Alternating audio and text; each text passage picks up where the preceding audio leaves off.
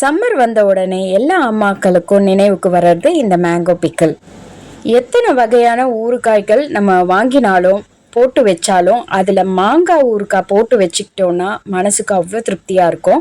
அப்படி ஒரு ஊறுகாய் ரெசிபி தான் இந்த வீடியோவில் நம்ம பார்க்க போகிறோம். இது ரொம்ப நாளைக்கு நம்ம ஸ்டோர் பண்ணி வச்சுக்கலாம். தயிர் சாதம், சப்பாத்தி, நிறைய சாம்பார் சாதம் ரெசிபிஸ்க்கு எல்லாத்துக்குமே நம்ம சைட் டிஷ் இல்லைன்னா கூட நம்ம இந்த ஊறுகாய் வச்சு அழகாக சாப்பிடலாம். டிஃபன் பாக்ஸ் பேக் பண்ணுறவங்க, லஞ்ச் பாக்ஸ் பேக் பண்ணுறவங்க எல்லாருக்குமே யூஸ்ஃபுல்லாக இருக்கும். ஈவன் பிஜியில் ஸ்டே பண்ணியிருக்க ஸ்டூடெண்ட்ஸ் ஆகட்டும், எல்லாருக்குமே ரொம்ப யூஸ்ஃபுல்லான ஒரு ரெசிபி. எல்லா அம்மாக்களும் தயாரித்து அவங்க பிள்ளைங்களுக்கு கொடுத்து விடுற முக்கியமான ரெசிபி.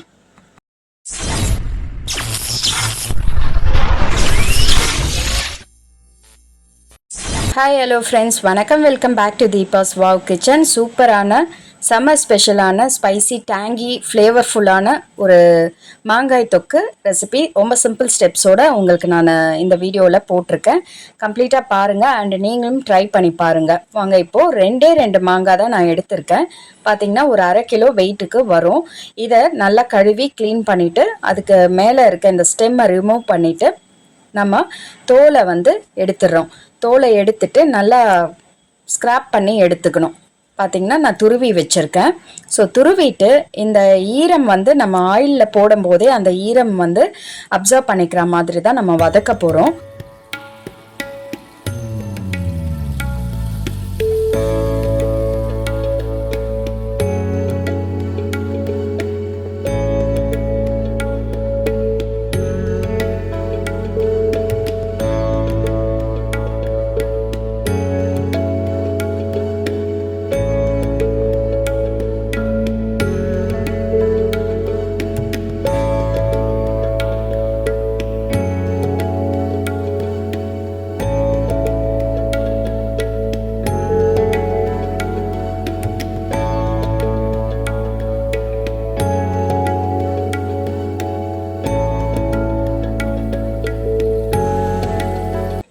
நீங்கள் மாங்காயை கட் பண்ணி சின்ன சின்ன சைஸில் கூட நீங்கள் ரெடி பண்ணிக்கலாம். அப்படி உங்களுக்கு இந்த மாதிரி ஸ்க்ராப் பண்ணுறதுக்கு கஷ்டமாக இருந்துச்சுன்னா ஸ்மால் சைஸஸ் நல்லா குட்டி குட்டியாக நீங்கள் கட் பண்ணி எடுத்துக்கோங்க. அதுவுமே தொக்கு மாதிரி உங்களுக்கு நல்லா பிரண்டு வந்துடும். உங்களுக்கு சாப்பிட்றதுக்கும் ரொம்ப நல்லா இருக்கும், டேஸ்டியாக தான் இருக்கும். பெரிய பெரிய மாங்காய் கட்ஸ் நம்ம போட்டு பிக்கல்ஸ் போடுவோம். அந்த மாதிரி இல்லாமல் இது தொக்கு வெரைட்டியாக யூஸ் பண்ணுறது தான். பட் நீங்கள் இந்த மாதிரி துருவி எடுக்கிறதுக்கு, ஸ்க்ராப் பண்ணி எடுக்கிறதுக்கு கஷ்டப்பட்டீங்கன்னா நீங்கள் அதை கட் பண்ணி கூட நீங்கள் போட்டுக்கலாம். ஸோ நம்மளோட விருப்பம் தான்.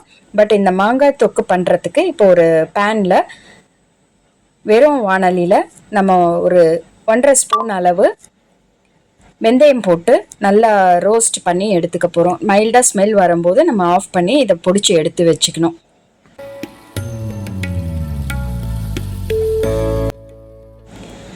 துருவி வச்சுருக்க மாங்காயில் இந்த மாதிரி கொஞ்சம் நல்லா ஸ்ப்ரெட் பண்ணி விட்டுட்டு அதில் பார்த்திங்கன்னா ஒரு பாதி சால்ட்டு, நம்ம சால்ட் யூஸ் பண்ண போகிறோம்.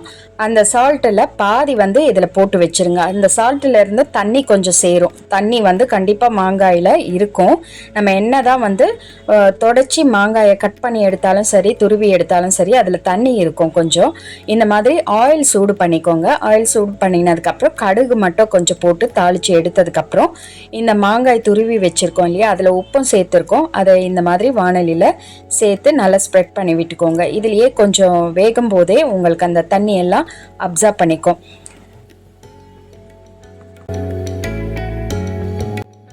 அரை டீஸ்பூன் அளவு மஞ்சள் தூள், காஷ்மீரி சில்லி 2 டீஸ்பூன் அளவு போட்டுக்கோங்க. அதுக்கு அடுத்து தனியா, மிளகாய் தூள் நீங்கள் தனித்தனியாக வேணும்னாலும் போட்டுக்கலாம். இல்லை சேர்ந்தாப்பில் நீங்கள் அரைச்சி வச்சுருக்கீங்க, நீங்கள் குழம்புக்கெலாம் அரைச்சி வச்சுருப்பீங்க இல்லையா, அந்த மிளகாய் தூள் 1 டீஸ்பூன் அளவு போட்டுக்கோங்க.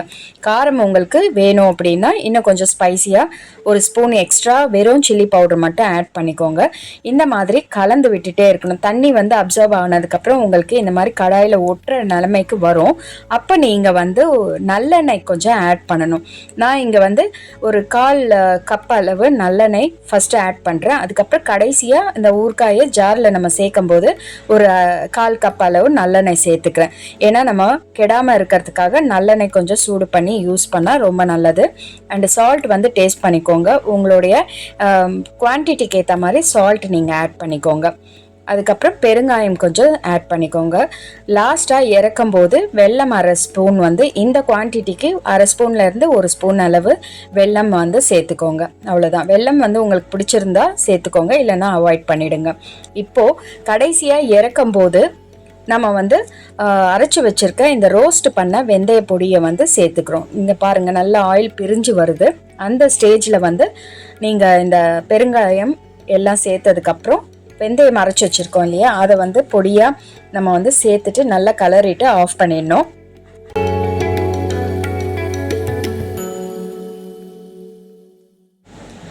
இந்த ரெசிபி ரொம்ப ஈஸியாக நம்ம வீட்டில் செஞ்சுக்கலாம். நீங்கள் ஒரு 1/2 கிலோ போட்டு வச்சுக்கிட்டிங்கன்னா தயிர் சாதம், லஞ்ச் பாக்ஸ் பேக் பண்ணும்போது எதுவுமே உங்களால் சைட் டிஷ் எதுவும் பண்ண முடியல அப்படின்னா இந்த ஊறுகாய் வந்து ரொம்ப ஹெல்ப்ஃபுல்லாக இருக்கும்.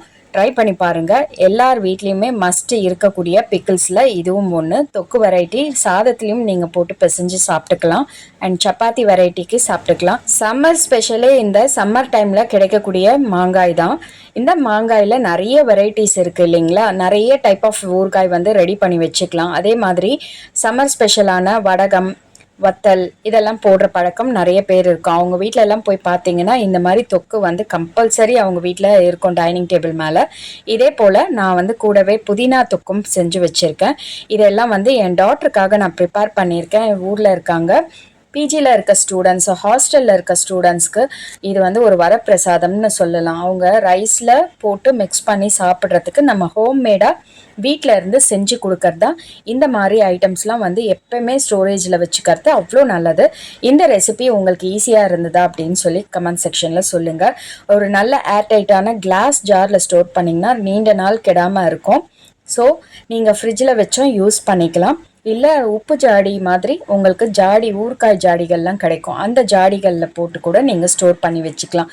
நல்லெண்ணெய் கம்பல்சரி யூஸ் பண்ணுங்கள். நல்லெண்ணெய் யூஸ் பண்ணிங்கன்னா ரொம்ப நாள் கெடாமல் இருக்கும். இந்த மாதிரி நிறைய ரெசிபிஸ் நம்ம சேனலில் ஆல்ரெடி இருக்குது, போய் செக் பண்ணி பாருங்கள். ப்ளேலிஸ்ட்டில் ஆட் பண்ணுறேன். அண்டு சம்மர் ஸ்பெஷலில் இன்னும் எத்தனை வெரைட்டி என்னால் அப்லோட் பண்ண முடியுதோ நான் உங்களுக்கு அப்லோட் பண்ணுறேன். சப்ஸ்கிரைப் பண்ணி வச்சுக்கோங்க டெஃபினட்டாக. ஸோ இந்த மாதிரி ரெசிபிஸ் வந்து இன்ட்ரெஸ்டிங்காக இருந்துச்சு அப்படின்னா உங்கள் ஃப்ரெண்ட்ஸ் அண்ட் ஃபேமிலி மெம்பர்ஸ்க்கு ஷேர் பண்ணுங்கள். தீபாஸ் வாவ் கிச்சன் சேனலில் மறக்காமல் சப்ஸ்கிரைப் பண்ணிக்கோங்க. அண்ட் இன்ஸ்டாகிராமில் போயிட்டு ஃபாலோ பண்ணிக்கோங்க. கீழே டிஸ்கிரிப்ஷன் பாக்ஸில் உங்களுக்கு அதர் வீடியோஸ்க்கான லிங்க்ஸும் உங்களுக்கு ப்ரொவைட் பண்ணுறேன். உங்களுக்கு டைம் இருக்கும்போது அந்த வீடியோவும் செக் பண்ணி பாருங்கள். Thank you so much.